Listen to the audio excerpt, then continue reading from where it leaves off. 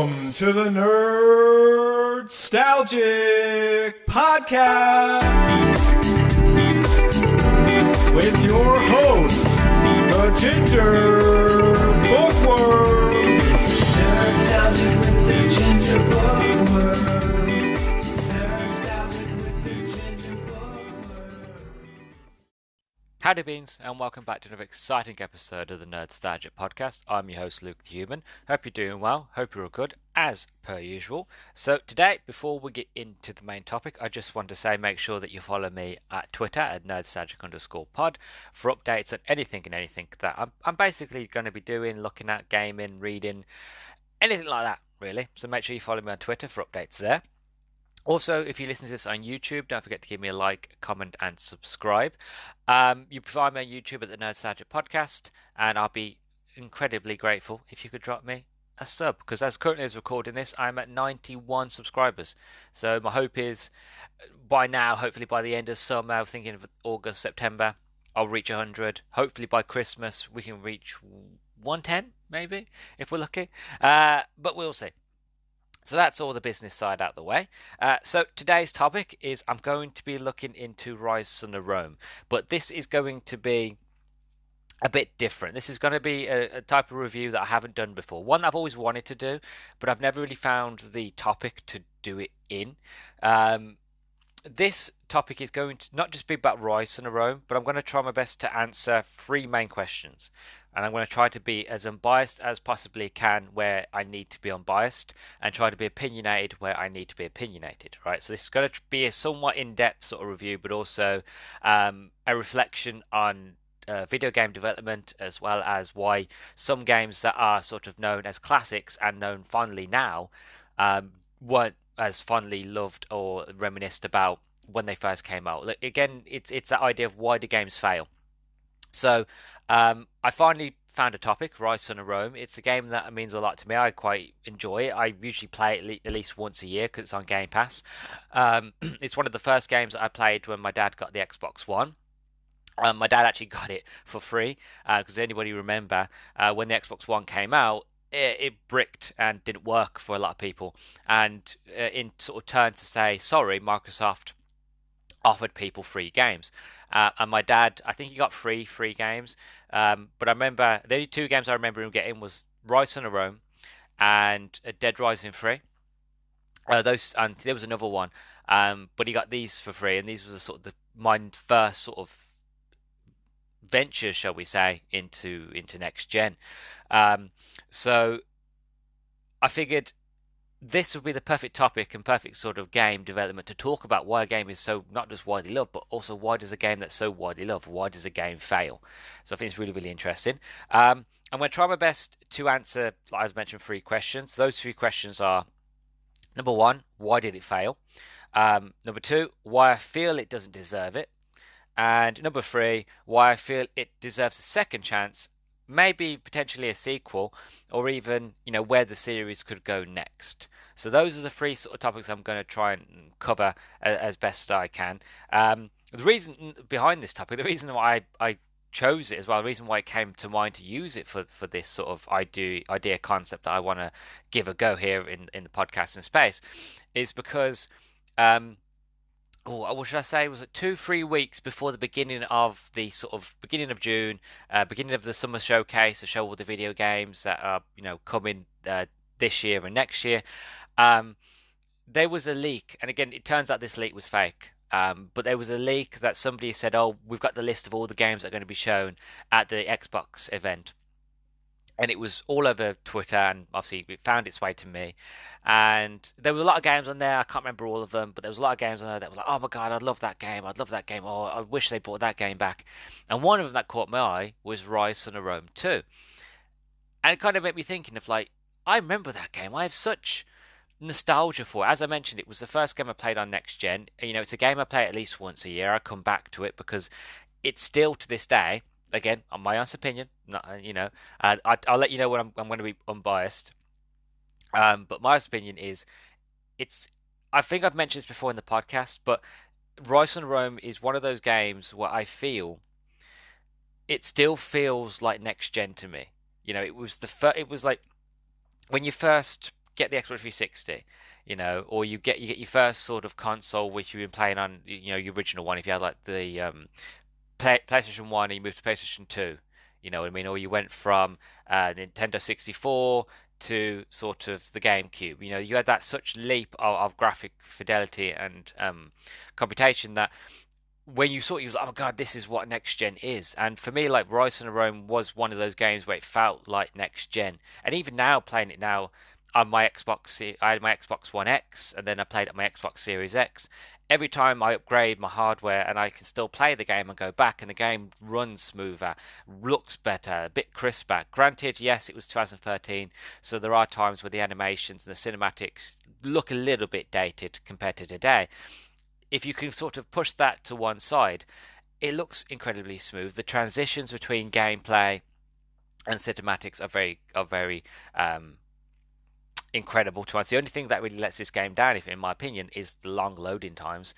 Whenever you try to load into a level, it takes forever. Even on a newer console like the Series X, the loading times are diabolical, really, compared to today. But then again, nowadays you don't really get loading screens. Loading screens are hidden behind in-game cinematics or in-game sort of like crawling through a vent or trying to shimmy through a little gap or something like that. That's a loading screen, but it's just hidden, so it makes you think the game's not loading. But even that being said, this game still looks next gen. It's very smooth. It's very organic. The developers of this game was going very much for flow. They tried their best to make it feel as more fluid like water as possible, so that you can do your glory kills and feel like a badass and chop limbs off and that, as well as once that's done, you straight back into the gameplay and dodge rolls and using your shield and going from cinematic to gameplay. Everything just feels cinematic. It feels like you're playing a movie. It feels next gen, and it feels like a game that, yes, it was made 2013, but a game that could have been came out yesterday. You know what I mean? And that's just down to the power of the CryEngine. The CryEngine is sorely underused nowadays. It's an engine that, there's a reason people say, can your PC run Crytek? There's a reason why people used to say that, because that series and that engine was so powerful that most people's PCs couldn't run it. And even today, the game can be run quite smooth, but if you want to run it on its best settings, you need a really beefy machine. And Crytek is now. Oh yeah, I use Crytek. Yeah. Anyway, the game they make with that game anyway. It's now all on Game Pass, and you can play them all now. And I've played the first one to the second to the third, and those games all still look gorgeous. And they all came out like Xbox 360, and I'm sort of basically running them through an emulator for the Xbox Series X. But even so, those games still look fantastic because of the engine. And it's one of those where like the CryEngine is so powerful that it makes me wonder why so many games aren't running on it nowadays. Crytek themselves have kind of, after Son of Rome, they went into more publishing, and that they only really publish free-to-play games now and that sort of thing. This was the last game that they made, but they really went all out. They really did. And again, there's a reason why there's so much nostalgia behind it, and why people still to this day, whenever like a PlayStation releases the game and it runs like trash, you always get the Xbox fanboys, posting like gifs of this game or screenshots and be like, look what came out 2013 on the Xbox. It still looks beautiful today. There's a reason people do that. It's not just because the fanboys are going to try any way to defend themselves. The reason they do it is because the game generally, on its own feet, looks gorgeous, plays gorgeous, and it's hard to believe that this game came out so long ago in the generation cycle. There are games coming out today that don't look as good as this game at times, and that is crazy to fathom, but it's true. So what I'm going to try my best to achieve here today is kind of, as I mentioned at the beginning, just try my best to not just explain why it failed, but also try to give you an idea behind development. What actually goes into making a game, and the reception that games have, no matter how much work you put into a game. The reception of it is the key. That if it's not received well, or if it doesn't come out working day one, or if there's features in it that people don't like, how it's perceived, how it's treated, and that sort of thing, and what makes a game so beloved in the eyes of people that played it when it first came out. So that's going to be the thing that I'm going to try and convey to you today. Again, I'm going to try my best to be unbiased as possible, while also being very much opinionated when need to be, But that concept would all make sense when I get round to answering the questions. Currently, for now, I'm just going to talk about the development, and then we'll get on to the question side of it. So, the development of Ryse Son of Rome. Right, Ryse Son of Rome was originally developed by Crytek Budapest in 2004. Crytek released its debut title, Far Cry, and in 2006, Microsoft Studios released the Xbox 360 and was working on a prototype for called Project Nettle, which, as we all know in the gaming space, Project Nettle is the Kinect, or would end up being the Kinect. Ideas for Ryse originated in 2006 by Crytek CEO, I'm going to butcher his name, so I do apologise, Sivet Yerli, who was eager to expand the studio and wanted the studio to work on multiple platform projects simultaneously. Early work and concept development began shortly afterwards, with Crytek working on a pair of fantasy games that were set in the same medieval universe. They were Kings, a massive multiplayer online role-playing game, and Kingdoms, a first-person action role-playing game. They hoped that with Kingdoms they could create an up-close and visceral experience. Crytek then pitched the game to different publishers, and eventually in 2009 the company pitched the two products to Microsoft. According to Nick Button-Brown, the general manager at Crytek, the game was not functional at the time and only served to prove to the publisher that a first-person melee game was fun for players. The representative from Microsoft, Phil Spencer, admitted Crytek's intention to expand and thought that Microsoft's games lineup for the Xbox 360 was lacking a first-person melee combat game.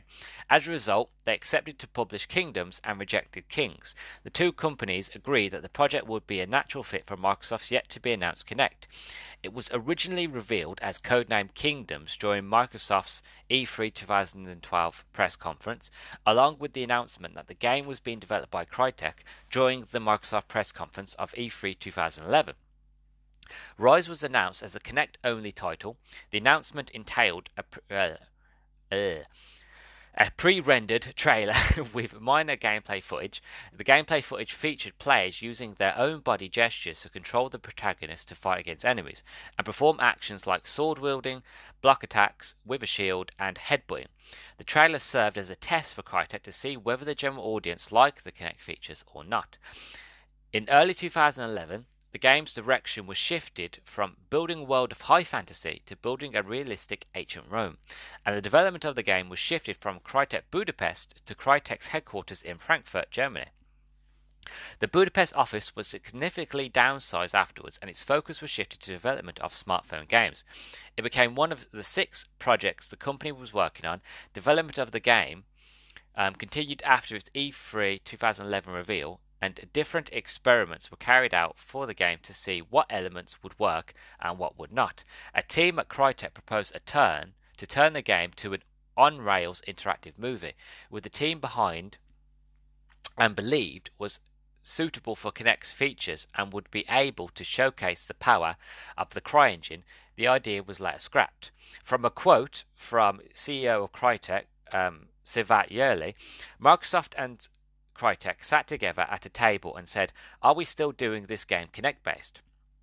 Then, effectively, we and Microsoft thought nobody dared to say it to each other at first, and found that this was not the right way to go forward. We were both worried core gamers may not yet be convinced to use the Kinect. During the game's development, the team worried that the game may be too tiring for players, and that Kinect may not be able to detect their movements accurately. Leading to frustration. As a result, the team developed 3 prototypes of the game. The first prototype allowed players to play the entire game with Kinect. The second one tasked players to play the game with an Xbox 360 controller with Kinect features, while the third one completely removed the Kinect features completely. Crytek eventually chose the second prototype and shifted the game's perspective to become a third-person video game. In June 2012, Phil Spencer corporate VP of Microsoft Studios, maintained that the game was still in development and added that Kinect was only be part of the game. With the changes in the game's control schemes, the game's focus also changed, with the game aiming to create a cinematic and character-focused experience for players. The change also extended the game's development process, and eventually, in May 2013, Ryse was confirmed to be a launch title for the Microsoft's next game console, the Xbox One. In June 2013, at the E3 Microsoft conference, Crytek showed a gameplay video. Kinect was no longer part of the active battle, but had a diminished role by providing squad commands through speech and gestures. The team at Crytek decided to make it a launch title instead of delaying it for further polishing, as they considered the launch of the Xbox One an emotional event and wanted to be part of it. Ryse's combat puts many focuses on flow and crowd control. As a result, the team introduced a rhythm-style combat. The flow was described to be one of the most important parts in the game's mechanics, and the artificial intelligence of enemies were designed to break and disrupt players' flow. The team later chose to introduce the execution mechanics, as they found that the combat was proven to be too difficult for players, and the execution mechanics provided an easy way for players to defeat enemies and to defend themselves. The game also focused on precision and timing, tasking the players to hit enemies at the correct time and position to gain greater rewards.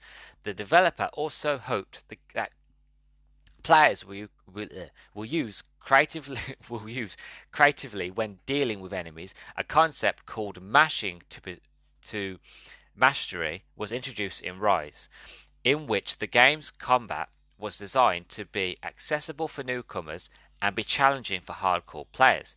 In order to achieve the mashing to mastery mechanic, the team introduced the execution mechanic, which is a series of quick-time events, as the team at Crytek hoped that it would make these scenes more rewarding to players, as well as allowing the flow of combat to continue more smoothly. So that's kind of the I could go on for longer. I wrote loads of bits of notes about the development of the game. But as I was going through, I realised I went a bit too hardcore on the notes. But, we got to do research in terms of podcasting. So moving on quickly. Moving on to the release of Ryse Son of Rome. Ryse was originally revealed as an Xbox 360 title that was set to be released in 2011. Revealed at E3 2010 as codename Kingdom, the game missed its release window, and its official name was revealed during E3 2011 as Ryse. It was introduced as Ryse Son of Rome at Microsoft's press conference of E3 2013 with a gameplay demo. The game served as a launch title for the Xbox One and was released on the November 2013.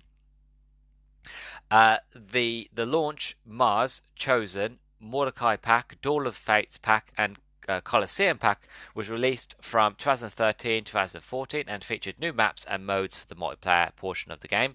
A legendary collection which featured the base game, the game's seasonal pass, and all the additional content released for the game was released on October the 7th 2014. On August the 7th 2014, Crytek announced that Ryse would be released for the PC platform in the fall of 2014. This version of the game is stated to support 4K resolution and include previously released downloadable content. The PC version was released on October the 10th, 2014. Crytek published the digital version of the PC game, while Deep Silver published the retail version. Right, so that is the somewhat in-depth look into the development of the game. As for the plot, I won't go long into this one. I'll give sort of a brief introduction to the main characters, kind of what you'll be doing in the game. Marius begins, so you play as a character called Marius, who is he's a soldier in the Roman Legion. He's in the Roman army during the reign of Emperor Nero. And Marius begins his story as a Roman legionary serving in the 2nd Legion Battalion, who returns to the Titus family villa in Rome to visit them before he is deployed to Alexandria. His visit is cut short as a sudden Butarian invasion occurs, resulting in the death of his parents and sister. Commander Vitalian, who served alongside Marius' father, transfers him to the 14th Legion, promising Marius vengeance for the death of his family. Vitalian leads the 14th Legion to the rebellion province of Britannia, where the fleet transporting them is almost destroyed by river chains. Marius' ship is hit by a trebuchet shot, but he survives and leads an attack which destroys the towers holding the chains up, preventing the Roman fleet from being destroyed. An impressed Vitalian promoted Marius to the rank of centurion. The 14th Legion marches on York, fighting numerous battles with Britain's rebels on the way. Upon arriving at York, Marius leads the 14th Legion in an attack against a rebel army, capturing British King Oswald and his daughter Boudica. We'll go have a quick drink. Mouth going dry. So that's going to give you a good idea behind the plot. It's a story very much of revenge. Marius is a sort of, he starts as a standard sort, in my opinion, a standard character arc. He is just your standard lughead, standard soldier, what you would expect of just a normal character in these sort of like first person shooter, sort of close combat sort of games. No real personality, just hit things, destroy things, and that's what he comes off at first when you first really meet him. But as you get into the story and you get into the mechanics of it, you realise that Marius is a very deep, complex character, and this is a story of revenge. Revenge on sort of the English, because he believes they are the ones that killed his family. And as it turns out, that it's actually, again, this is sort of spoilers, but it turns out it was actually Emperor Nero, and it was the Roman politics and the people running Rome at the time that was the reason his family was killed, and that all of his men and that his greatest friend,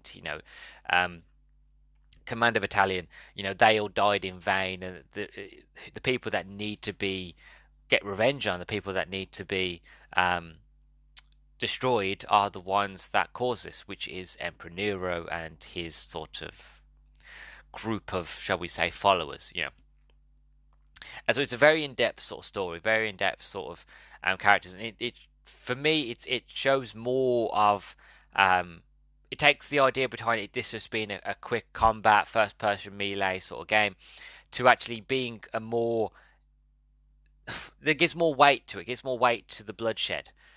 It gives more weight to, you're not just, again, a big hunking piece of meat that just rips limbs and, hacks enemies, through crusades. There's actually a reason behind Marius's motives. There's actually a reason behind your motives as a player. And even though the campaign isn't very, very long, it's enough to kind of show you what Marius is going through, what he's going through in this period of time, because again, it's very historical. They might change things here and there in terms of characters being places they shouldn't be, and certain enemies and factions shouldn't be where they shouldn't be at this point in history.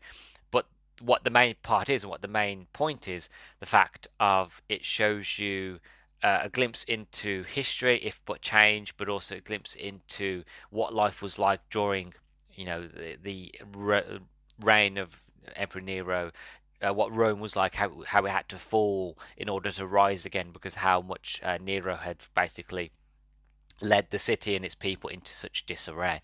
And for somebody who's a history nut like me, I love that kind of things. Also, the gamer side of me, coming in from the left, is also loves it as well for the sort of gore and the combat. So bringing them both together, for me, that's why this game has so much nostalgia, is because of what it tries to do and how it does it so fantastically. Draws me in. And again, the game is gorgeous, it's beautiful, and it is very much a next gen title. It was then, it was now. You could even go as far to say it was a tech demo to show off the power of the Xbox One, which not many games really sort of made use of the power of the Xbox One. This game did. this game still does. I feel like this is one of them games that if you ever want to run it on your console, or you want to run it on your PC and see how well it runs, this game would be one of those games that you would use to test that, because you'd be able to see how smooth the sort of animations and the frame rate is. You'd be able to see the textures and basically how well your rig, your PC, or how well your console will be able to run something like this. So that is done for me being, for now anyway, me being completely opinionated. I'm gonna, as we move forwards, moving on to why it failed, I'm gonna be completely unbiased. Like, I have no opinion whatsoever. I'm just gonna state the facts and comment on them. Hopefully this idea, this topic, this sort of way of reviewing, I'm going to give it a go. Hopefully it comes out well, and we'll see, the reception to it. But we're going to give it a go. So, without further ado, let's get into this mad idea that I have, and let's see if it works. All right, let's go into it. Question number 1: why it failed.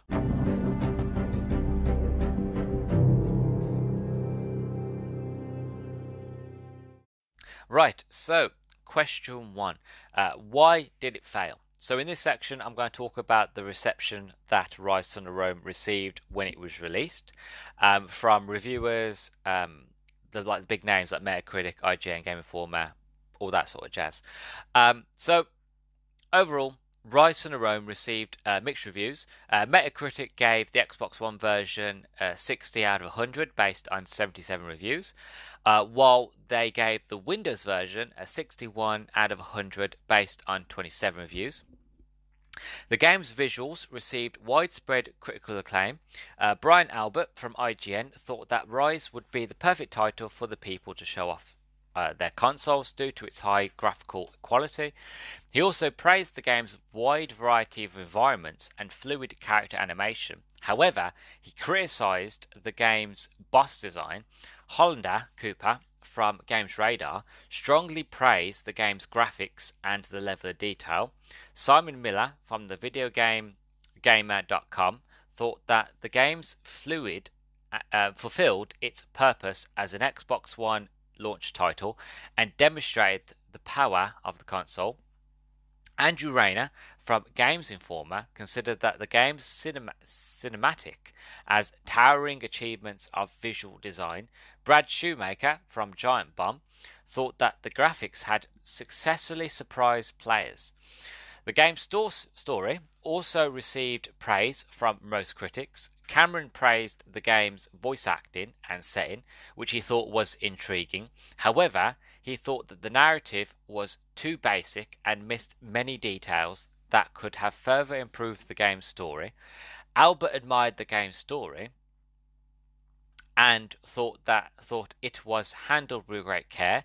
He added that the game's plot was easy for players to follow, even though the game features multiple unexpected twists.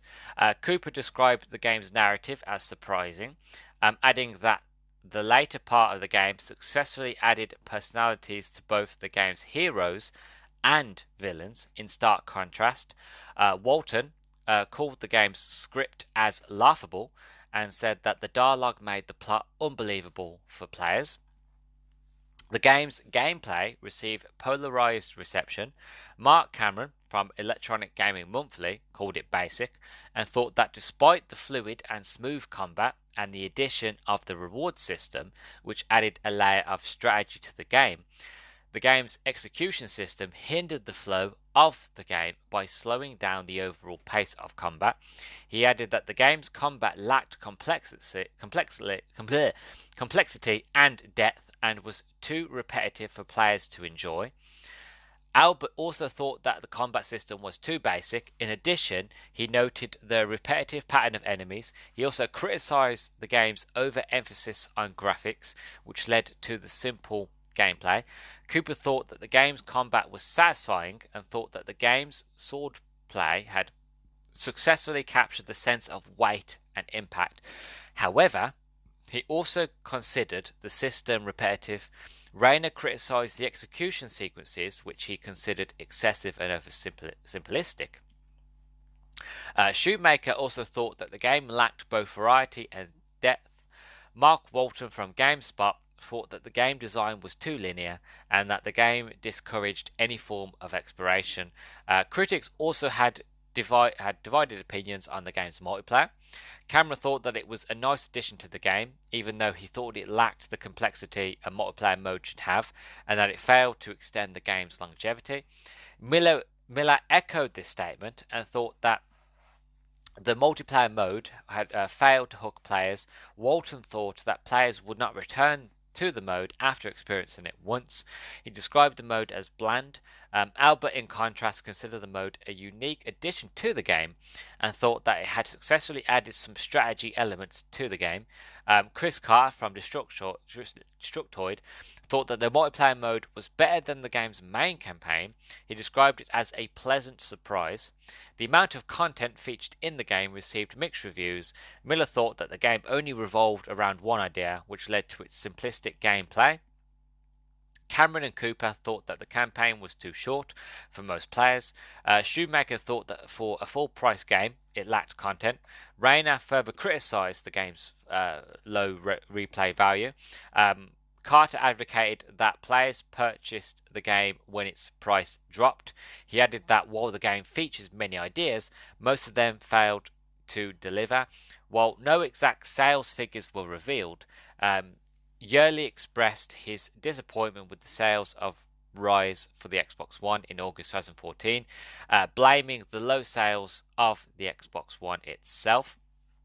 Also, there was a little bit of controversy, not just with this game specifically, but around Xbox at this time. The controversy was this. A federal trade commission, or the FTC, led an investigation to uncover an undisclosed paid endorsement deal between Microsoft Studios and Machinima Inc. Microsoft Studios paid for fake organic reviews and bound Machinima Inc. to, and I quote, not portray Microsoft, the Xbox One, or the launch titles in a negative manner. Ryse Son of Rome was specifically listed in the FTC document as being one of the titles to receive fake reviews. Price quotes for these reviews range between $15,000 and $30,000.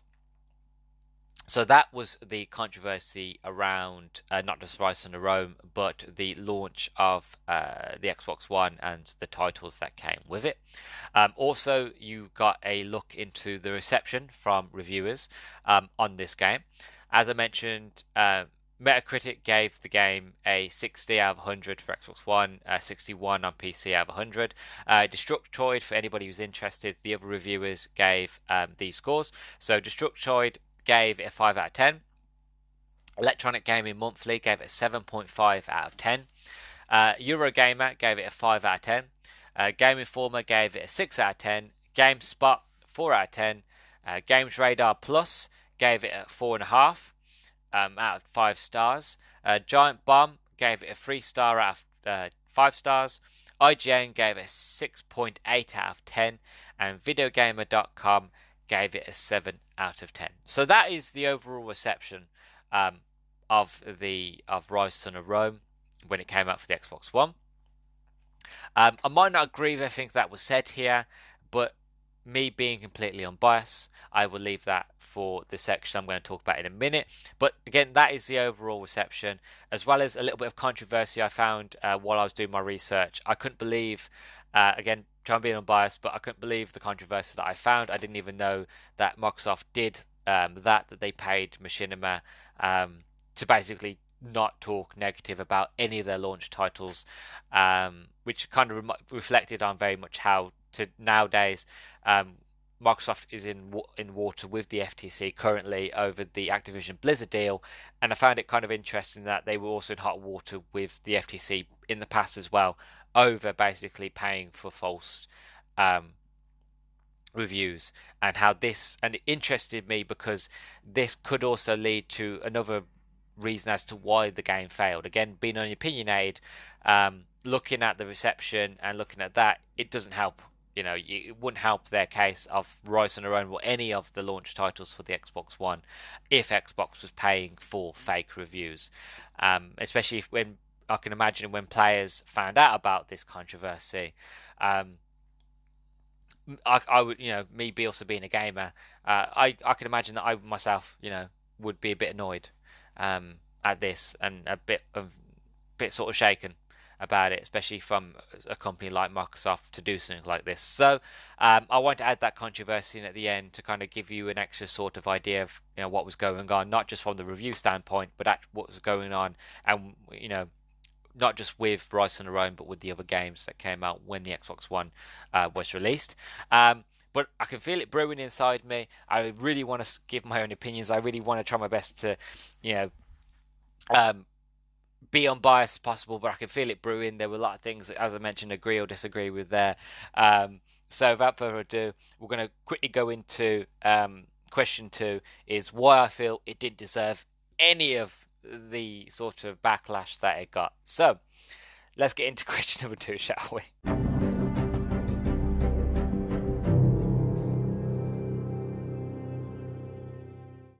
So, question number 2, why I feel it didn't deserve it. So this is the part of it where it's all my opinion. This is the part where is the actual review, my feelings on the game. So this part is going to be completely my opinion. So for starters, while I don't agree with everything that the critics say, and to be honest, that should come as a surprise to anybody, because anybody who is a lover of a certain film or book or series or video game, if you love something, if you have a good fondness for something, no matter what any critic says, it's perfect to you, and it's personal to you, and if you like it or not. So that shouldn't come as a surprise to anybody. We all have those things that we love that other people don't. It's just the way we are as humans, right?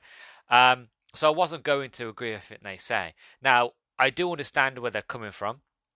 I can understand at times it feels a bit, not, well, it feels a bit sort of linear. I would like to explore a lot more. That even though it is point A to point B, I feel like the combat is sort of fast and fluid enough to keep it interesting. The glory kills, and I'll get into the specifics, but the glory kills, the executions never get boring, never seem to get any sort of made me feel, oh, I've done this already. Like every time I did it, I loved it, and it was same for Doom when it came out. That system came out in the Doom reboot 2016. It never got boring because it was fast, it was fluid. It was like, I'm going to shoot a few demons here, and we're going to brutally slaughter and execute this demon here.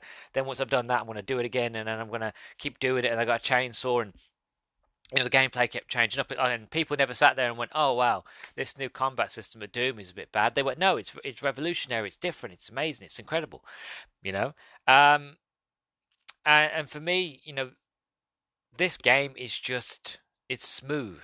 The cinematics are smooth, the gameplay, the gory kills, everything is very fluid. Again, it feels like I'm playing a movie. It feels like that I'm going from the cutscenes and I'm going from the cinematics fluidly into gameplay. That there's a big battle, like there's a part where Marius, your ship gets attacked and you get shipwrecked on the shore where there's a big battle going off in the distance. Right, it's so seamless from where you hit the shore to then Marius gets up, and then you are now controlling Marius, and you're going to take out the tower, take out the chains, so the rest of the ships can dock, and then sort of we can invade Britain. And it gets very much that sense of feeling of like, I need to pay attention to what's going on, because I don't know at any moment when I'm going to be needed to react and play the game. So it's like watching a movie that I need to. I'm invested in the story and the characters, because I know I need to. Because at any moment, I am going to have to keep this story going. I'm going to have to take control and go forth. So for me, it's smooth. There's no such thing as, for me personally, to feel like the game is slow or basic. Yes, it can get a bit repetitive, but for me personally, that was never an issue, because the glory kills, the executions as they call it, keep it fun. But again, they were doing it before Doom did it, before the Doom remake, and nobody ever says that the glory kills in Doom remake are basic and a bit of a gimmick or repetitive. No, it's quick, it's fluid, it was fun, it was revolutionary. People were like, wow, this is an incredible thing, and they work the same way. You do enough damage to an enemy. Once you've done enough damage, you'll get given a visual cue. In Ryse Son Of Rome, it is a skull above their heads. In Doom, it is they glow different colours. So if you're at a certain distance, I think it glows red, and if we get close enough to execute, I think it's yellow or orange. It's been a while since I played Doom, but when you get close enough, you can do the execution, and it's very quick. It's very sort of brutal.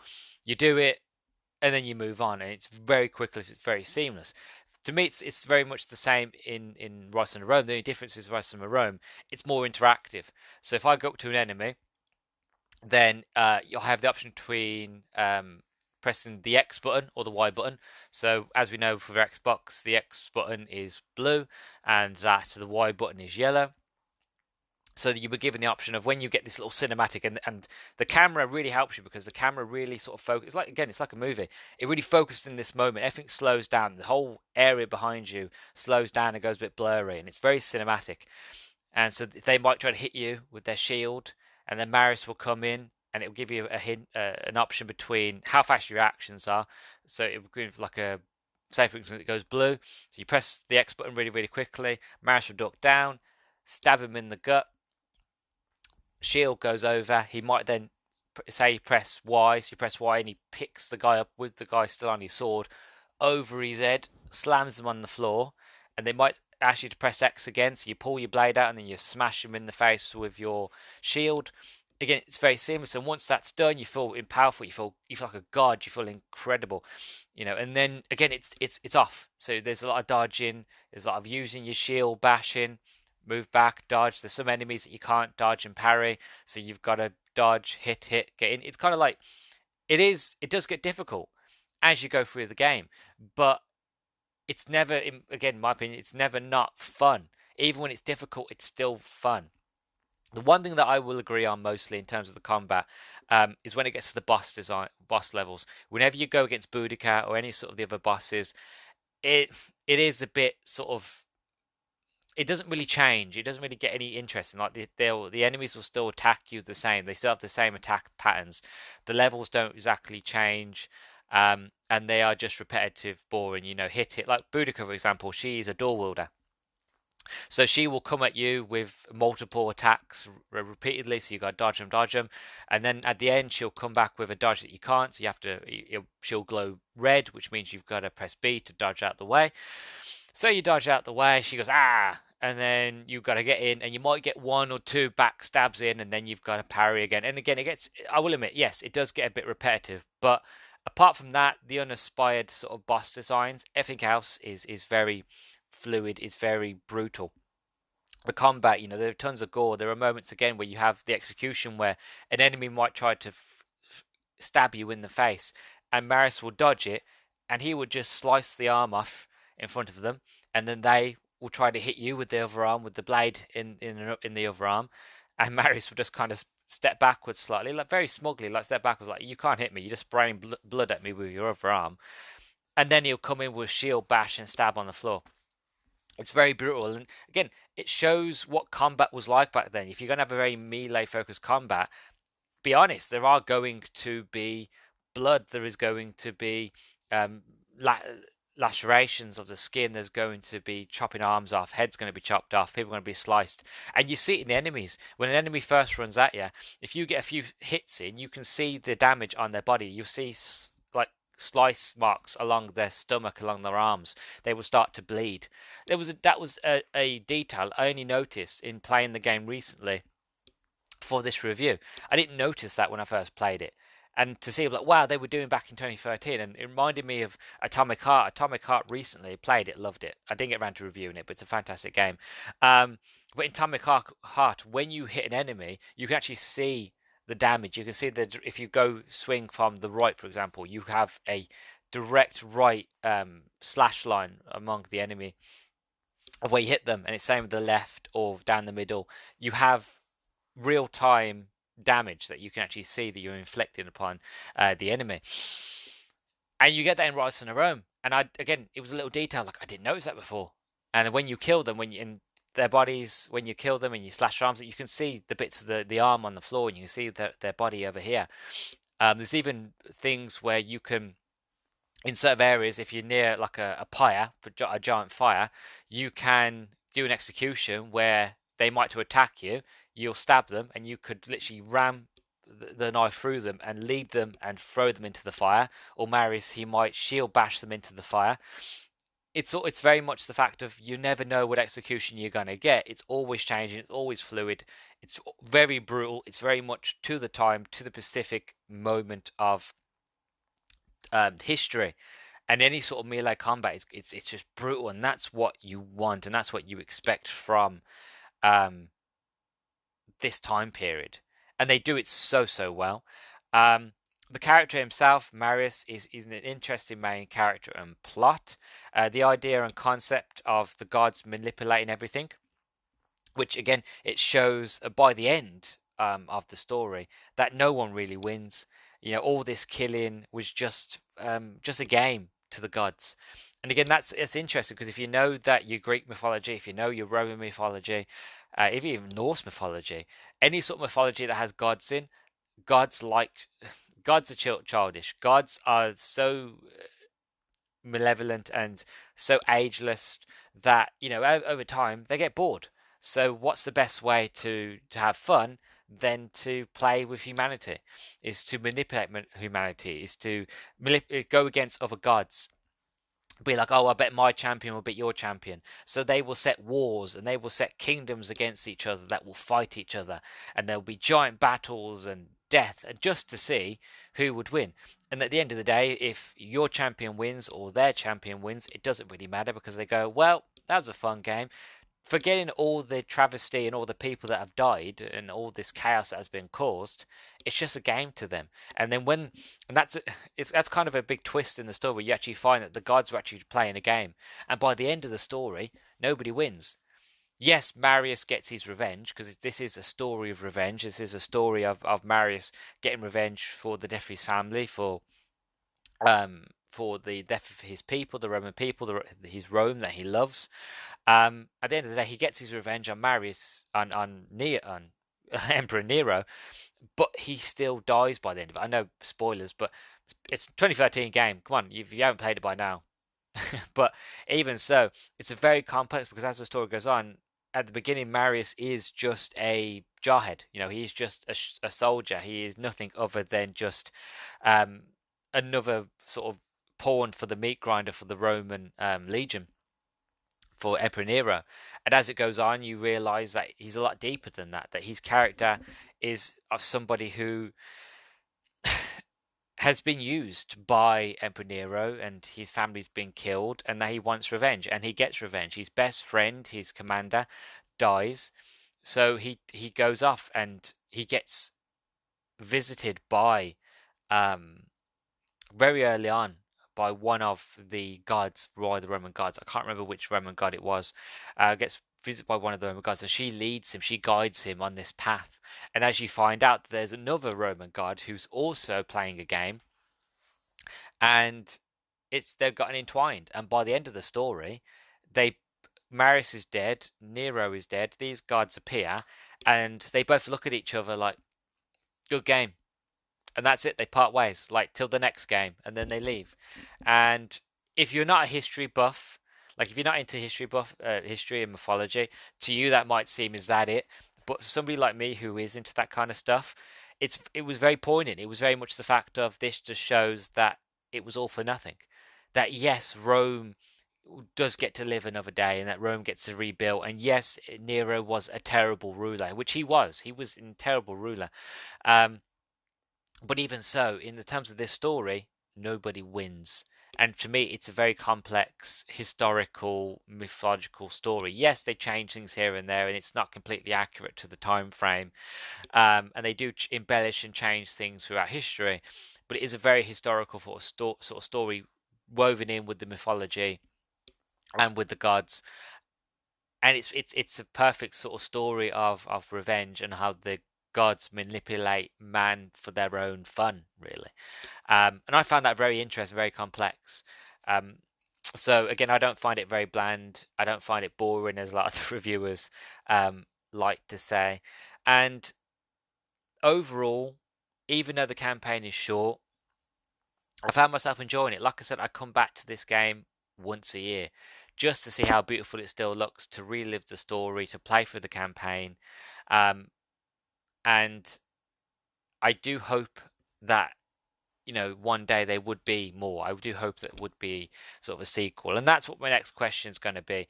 My next question is going to be, why I feel it deserves a second chance, and, potentially a sequel, and, where I think the series could go next. So that's kind of my overall review of the game. It's wonderful. It's incredible. It's gory. It's if anything, yes, it is a bit of a tech demo. But if you've got Game Pass, if you've never played it before, give it a go. Even if you're not on Series X, if you're still on the Xbox One, or if you're on a Series S, it doesn't matter. If you've got Game Pass, it's free. Give it a go and let Xbox know that you want this series to continue, or that you want this series to come back. Because again, Crytek, they're not doing anything.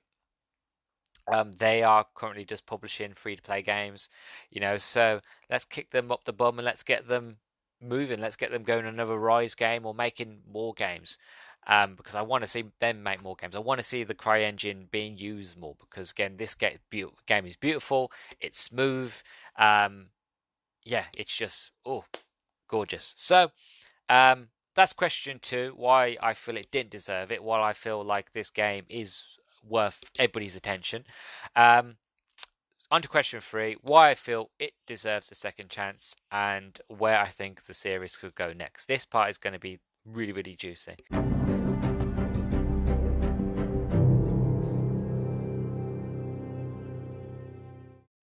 Now, question 3. Why I feel it deserves a second chance, and potentially a sequel, or even where I think it could go next. As I've done my research for this game, I found that a sequel was planned, but how can I explain it? According to Yerli, who the sort of CEO of Crytek, Ryse Son Of Rome was not a one-off title and would serve as the beginning of a new franchise. However, several reports claimed that Ryse 2 was cancelled because of a conflict between Crytek and Microsoft over who would own the rights to the franchise. In exchange for funding Ryse 2 development, Microsoft wanted to take over the Ryse intellectual property. Crytek would not agree to these terms, so the project was cancelled. Kvet Yerli denied that the game was cancelled in an interview with Eurogamer, adding that the relationship between Microsoft and Crytek was remained strong and positive. Ryse was one of the last titles developed by Crytek before the company entered financial crisis and reconstruction. The new Crytek is focused on developing free-to-play games and being a games service instead of a video game developer. Despite this, Ryse is still an intellectual property owned by Crytek. So apparently a sequel is still sort of the idea of it. It hasn't been cancelled. There is still a potentiality of a sequel, but where that has gone, I couldn't find anything about it. I couldn't find anything of, if they're still working on something, or if they were looking into it. All I know is that it's still a property that's owned by Crytek, and the deal between Microsoft and Crytek is still going. Like, they've still got a relationship, but in terms of an actual sequel, it went cold a long time ago. But again, coming back to why I feel like it deserves a second chance in the sequel, is not just for what I said, but also you've got the story of Marius. Yes, Marius has, by the end of it, again, spoilers, he did die by the end of the story. Yes, Emperor Nero was killed, but it leaves it open because, again, there's a lot of history in Rome. You could go back and you could look at what comes after Nero. You could look at other emperors. You can look at emperors before Nero. You could go into I don't know, when the Romans went up against the Picts, for example. You already went against sort of the British rebellion with Boudica. We're going to go against the Picts, the people that lived on the other side of the wall, basically the Scottish, because the Romans were scared of the Picts. They really, really was terrified of them. They built a wall because they knew they couldn't fight them hand in hand because they would get defeated. So they built a wall to keep away from them, you know. Or even even if you didn't want to do Rome, there you could even do a sequel where it goes a bit further. And this is where I thought where the series could go to other things. So Rise could be anything. It could be Ryse Son of Rome 2, or you could do Rise Son of Egypt. You could do Ryse Son of Greece. You could do Ryse Son of Sparta. Ryse Son of Vikings. I'm thinking, let's think of other places where we could go. Rise Son of Aztec. Aztec warriors. The Jaguar priests. That'd be cool. That's a time period we've never been to before. Ryse Son of China. Ryse Son of the Samurai. I'm just spitballing. These are off the top of my head. I haven't wrote any down, but the idea of doing another Rise series is interesting because you already have the brutal sort of combat. All you've got to do is pick a time period. It doesn't have to be Rome. It could be against Spartans. That'd be interesting to see the 300, have that retold, or not even the 300, just have a spot. Even if you just change history as you did here, take the historic setting of the Spartans and have them go up against somebody else. Have the Spartans fight. I don't know, who could they fight? The Egyptians, or something like that. Or have a brand new sort of faction they go up against. The point I'm trying to get is the fact that this is ripe for potential. That you could take one time period, take the Spartans, a brand new sort of character that could be Leonidas, or it could be a new soldier in the Spartan army, and have the tools of a Spartan warrior. You have your spear, you have the shield. The brutal combat of that, how they used to fight. The swords they use, how they used to get into formations. Because that's one of the things I didn't mention in the review. One thing that I really loved about in Ryse Son of Rome was how you actually felt like a soldier in a Roman legion. Because Roman legions, they were very clever in how they used to use their shields. So they didn't just use them to block from the front. They would do turtle formations where they would have people at the front, people behind them would be raise their shields above the people below them. Then you'd have people behind them above them, so you protect themselves as well as the guy at the front of you. So it would be like a tank. They would all walk ahead slowly in a formation, surrounded by shields like a tank, so that they can't be hit from oncoming arrows. And you do that in the game. There are moments where you walk together in a line as a legion and you can't be hit from the front, and then there'll be moments where they'll fire arrows at you, so you've got to hunker down, you get hit by arrows, and then you jump up, get your spears, aim, and you throw your spears at the people that aim at you. Then you'd hunker down back as a shout, and then you would move forwards in a formation. The Spartans did their own sort of thing of that. So you could do that. You could incorporate that. You could incorporate spears. You can incorporate I can't remember the name of the blade that they used to use, but it was a small sort of sword they used to use, kind of the same as what the Romans used. But the reason for that, because it was good for getting in between the shields, because again you would be fighting close quarters. No point in having a huge broadsword or huge sort of just standard sword. You'd use a smaller sword, so you could kind of get in quick and deflect other incoming swords and even arrows if you were good enough.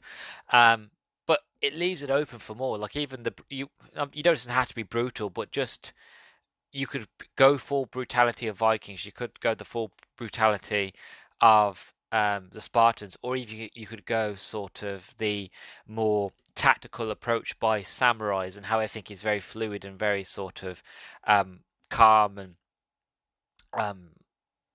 precise as a samurai is. Like, yes, it's going to cause a lot of damage when you do get your hits in, but it's very contained. It's very motionful, and that's the point I'm trying to get, is the fact of the Ryse series is so ripe for the picking that it's got me that I don't understand why Microsoft hasn't gone let's do more of this, because every time I played Ryse Son of Rome, every time I play it, I feel like this feels like an Xbox game, that Xbox should be the home of brutal, historic sort of games. And again, there are times of that when I feel there's like other things where I feel like Xbox should be the home for Transformers. You know, there are certain games that you play and you're like, yeah, this would be at home on an Xbox console. That again, it's very fanboyish of me to say, but it just feels like with Rise that this would be a perfect place to have more historic Roman or even Egyptian, Spartan, Vikings, etc. Um, sort of brutal melee combat games, but we only got one great one, and then that was it. And again, like I said in my research, it hasn't been shelved, it hasn't been put on hiatus, it hasn't been cancelled. It's just the trail's gone cold. Of like all it counts is their relationship between Microsoft and Crytek are still strong and positive, but there is no word on what's happening with this franchise. And that's why I got excited when I saw that leak, when I mentioned at the introduction, was that the potentiality of another Rise game, if it's Ryse Son of Rome 2 or it's Rise 2, whatever they want to do next, because again, they can go anywhere with this. It doesn't have to be Rome, it could literally be anywhere. It could be, if they wanted to, Ryse Son of Caveman. I don't know. Literally, the possibilities are endless. They could go into the future. Not that I'd want them to, but they could. The point is, there is so much that could be done with this franchise that I don't understand why. But I do feel like if we never get a sequel, or we never get a follow up, even though I feel like that is an opportunity missed, I still feel like this game itself is worth playing. That it deserves. It didn't deserve the hate it got. It didn't deserve to fail. And again, I feel like that's just down to the fact of the Xbox coming out not working as well. Also, the controversy behind Xbox playing people like Machinima for false reviews and false, no negativity, all sort of everything positive, but it's all fake positivity. That I can understand where fans were like very much the fact of, oh, don't really like what Xbox is doing at the moment. I don't like what Microsoft is doing. And I think everything went up against it. It was a launch title. Crytek said themselves that they stopped polishing it so that it could be a launch title. Like the game was meant to come out a year later after the Xbox came out, but they wanted it to launch to kind of trail on that hype, trail on that emotion of this new generation, this new console.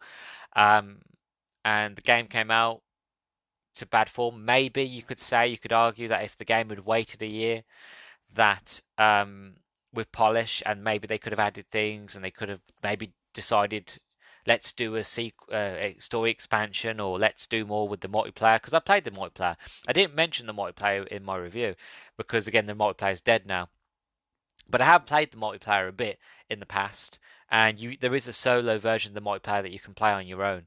And it's difficult. It's hard, and I would love to play it with another person to see because the servers are still open. You can still play with other people on the game, but you need two people, and nobody's playing this nowadays. So if you can find a match, good luck.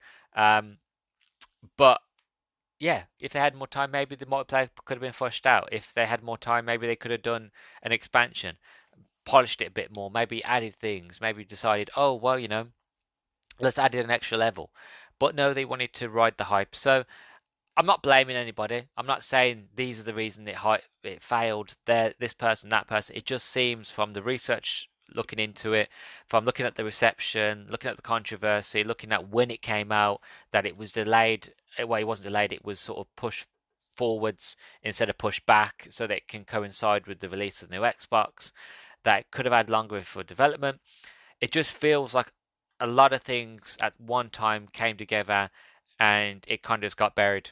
That the game came and went. People either played it day one with their Xbox, or didn't get an Xbox because of the whole bricking and whole sort of problems that the Xbox had.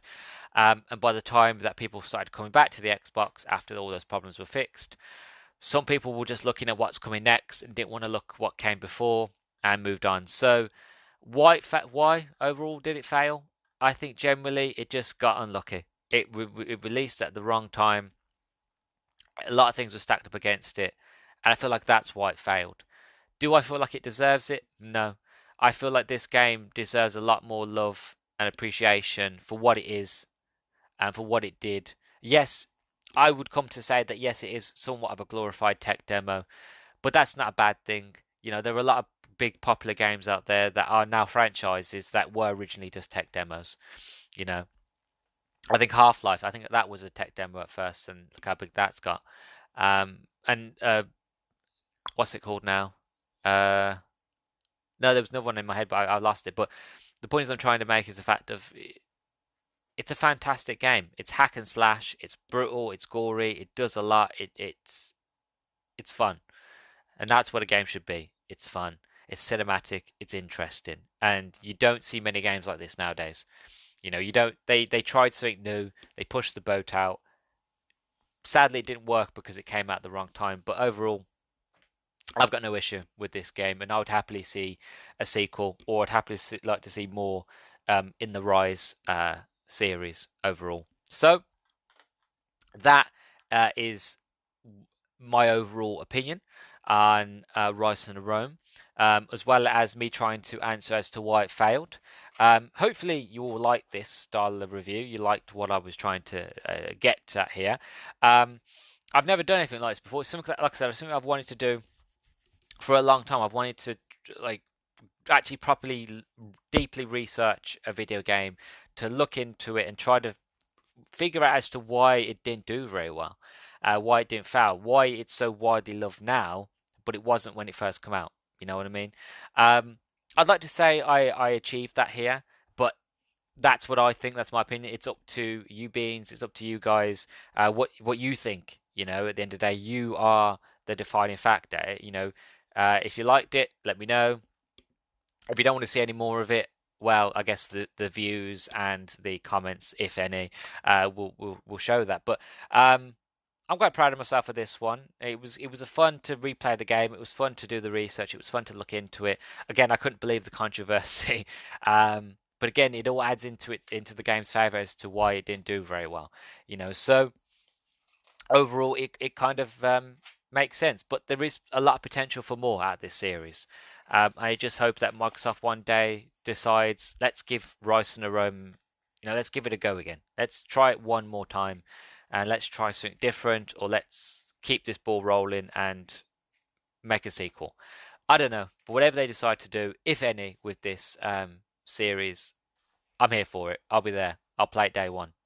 So yeah, that's my thoughts and feelings. On to the boring stuff. So if you like what you hear, don't forget to follow me on Twitter at nerdstalgic_pod for updates on anything that I am doing. Also, you can find, as I mentioned, this podcast on YouTube at the Nerdstalgic Podcast. Again, don't forget to like, comment, subscribe, all that jazz. Also, you can find this podcast anywhere and everywhere that you'll find podcasts. You just won't find me on Apple Podcasts, but you find me everywhere else. You find me on Audible. Yeah, I am everywhere. Yeah, I'm spreading my beans around, and they're growing my beanstalks. My garden is growing, and it's looking beautiful. And I love you all. So thank you very, very much for listening to today's episode. I have been your host, Luke the Human. You've been listening to the Nerdstalgic Podcast. I appreciate you all immensely. I love you all. Cheers. Catch you in the next one. Bye-bye.